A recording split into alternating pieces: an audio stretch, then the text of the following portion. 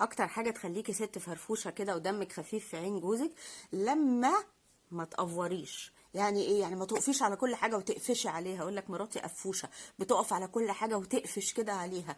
لا، اتعلمي تسخري من الموقف.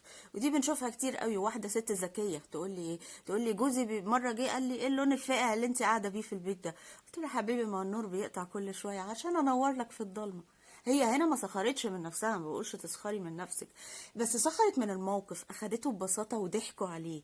انتي اتخنتي؟ اه يا حبيبي، عشان تعرف ده عز ابويا، عشان تعرف ان انا جايه لك من بيت عز، انا كده بحب ابقى قاعده ماليه مكاني. هي ما اخدتش الموضوع باللي هو ايه، انت بتتريق على جسمي، انت بتسخر مني، انت شايفني تخينه وتقعد تعيط. لا، هي خدت الموضوع ببساطه، السخريه من الموقف. لكن ما بقولش تسخري من نفسك او تقللي من نفسك، بس اخد الموضوع ببساطه لاني واثقه من نفسي.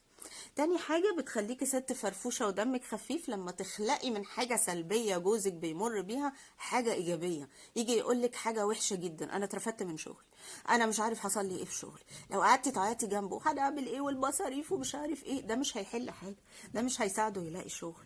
طب أعمل إيه؟ أقويه. حبيبي، خير، انا جنبك، تعال نفكر هنعمل ايه، انا عارفه ان الموقف وحش بس انا جنبك، صدقني انا متفائله، ربنا هيكرمك ان شاء الله. هتقولي لي يعني اقعد اضحك واخد الموضوع ببساطه وجوزي اترفد؟ ما هو زي ما قلت، عياطك وصويتك مش هيخليه يلاقي شغلانه بكره، مش هيخليكوا تلاقوا فلوس تكملوا الشهر.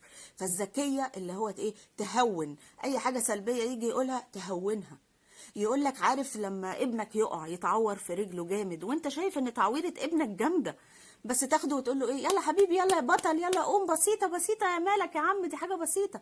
يقول لك الايحاء ده بيخلي ابنك هرمونات التوتر ما تتفرزش عنده، ويحس فعلا ان تعويرته بسيطه ويعدي الموضوع. مجرد انك ايحاء ان انت كويس حبيبي، يلا قوم، يلا مفيش حاجه. اعملي كده مع جوزك، مر بازمه كبيره بسيطه وهنعديها، اديله ايحاء. حتى لو انت مش متفائله، انا متفائله وهتلاقي شغل، ربنا هيكرمكم عشان كده. لكن ان انت تقعدي توقعي فيه وتهزميه نفسيا بيشوفك ست نكديه. واخر حاجه عشان تبقي ست فرفوشه، خدي التعب ببساطه، التعب البسيط. يعني ما تقعديش في شويه برد تعيطي وتصوتي، لا ده انا اتحسدت، حسدوني في الشغل عشان جبالي وجالي برد ومناخيري مش عارف ايه. ده طبعا في المرض البسيط، لكن في ستات في اي مرض، يا ظهري، يا مفاصلي، اعمل ايه في نفسي، اعمل ايه، برضه هنا بيشوفك نكديه مش دمك خفيف.